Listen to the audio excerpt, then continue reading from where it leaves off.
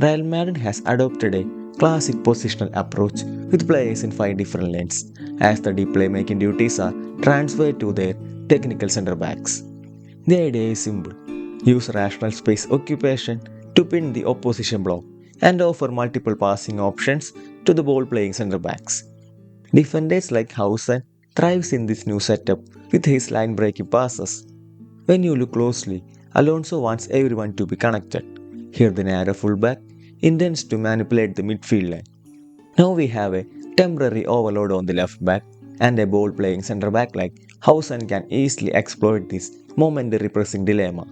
See how 3 different progression options are offered for Hausen. The ideal objective is to somehow destabilize the narrow block using the overloads so that Hausen can play into advanced half space regions. They tried this exact idea in multiple situations, and it seems Alonso is trying to replicate a trained pattern.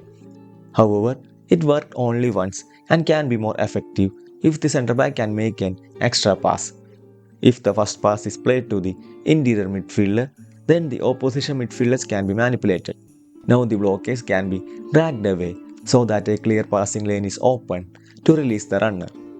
In the first sequence, Ceballos was actually dropping, and Hausen could have used him as a wall to release Vinicius.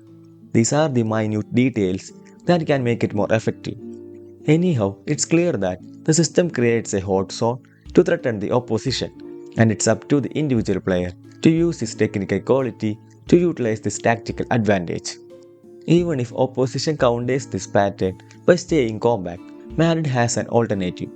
Here Ceballos can be accessed, but the narrow positioning of the left back makes him stay connected to the interior midfielder.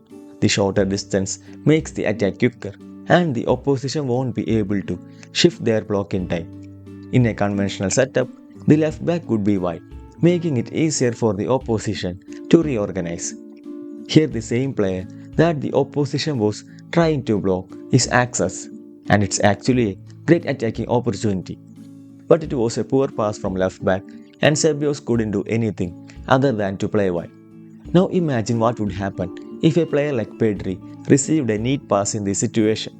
So I think Madrid has to improve on these subtle details.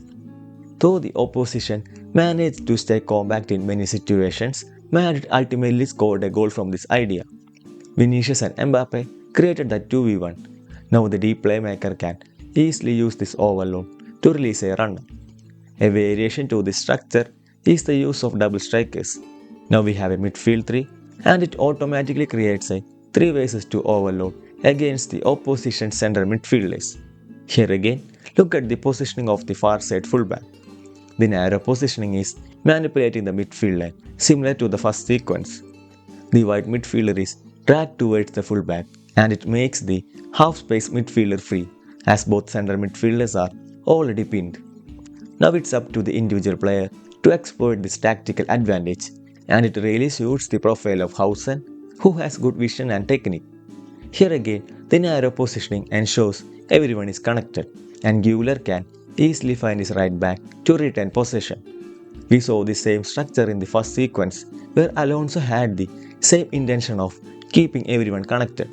Now we can clearly see Güler checking for Vinicius' position, as he has recognized they have created the same hot zone we saw earlier.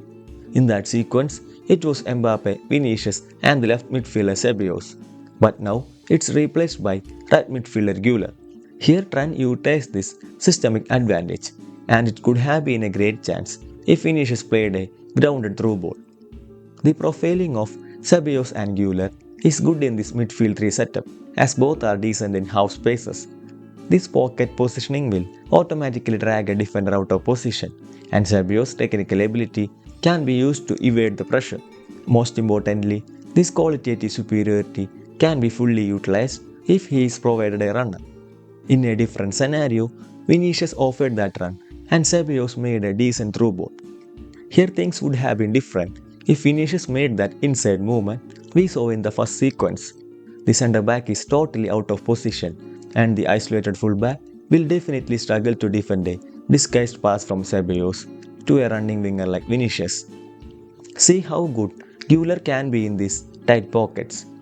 It's a perfect 10 in such a tight space, and with a single pass, the whole defense is bypassed. Another repeated movement was the runs in the half space by the interior midfielder, and it is a common attacking pattern used by almost every team. There were a couple of tight space combinations too. So I think it's clear how Alonso wants to build attack against low blocks, and we have to wait and see what he will do against high pressing teams.